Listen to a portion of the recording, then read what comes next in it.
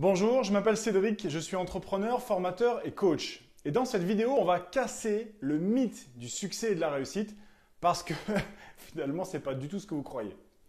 La plupart du temps, on associe la réussite avec le fait d'avoir raison et de savoir faire les bons choix dans sa vie. Mais ça n'a jamais été le cas au début, pour personne. Est-ce que vous connaissez quelqu'un qui a réussi parfaitement à faire du vélo à la seconde même où il s'est assis sur son vélo pour la première fois de sa vie quand il était petit? Est-ce que vous connaissez un archer débutant qui, à la seconde même où il a pris un arc dans ses mains pour la première fois, où il a décoché sa flèche, il a touché le cœur de la cible du premier coup?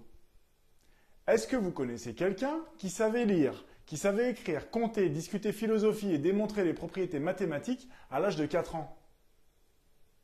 Est-ce que vous avez déjà rencontré quelqu'un qui savait sans jamais avoir appris?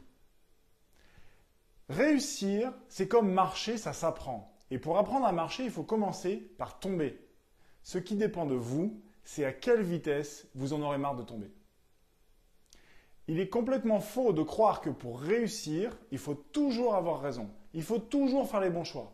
Parce que cette compétence, ce savoir-faire, cette capacité à faire les bons choix, ça provient de l'expérience. Et cette expérience, ça provient des erreurs qu'on a faites avant. Et ces erreurs, on les a faites en faisant les mauvais choix. Donc, en gros, pour avoir du succès, il faut commencer par faire des mauvais choix.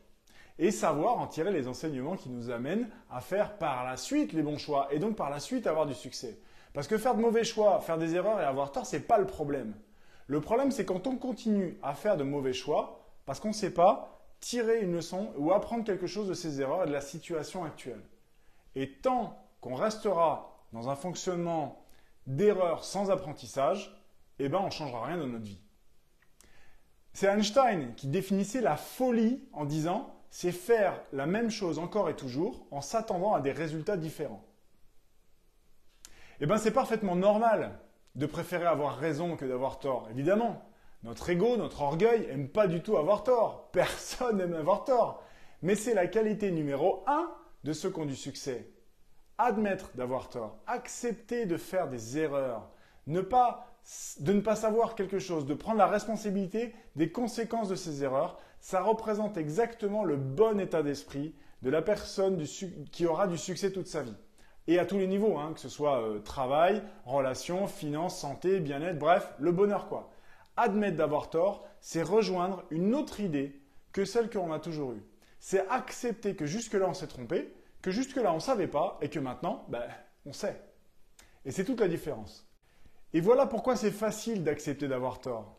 Parce que, contrairement à ce que notre ego essaye de nous faire croire émotionnellement, là, la moutarde, accepter d'avoir tort, c'est génial. Ça veut dire qu'aujourd'hui, on a un peu plus raison qu'hier.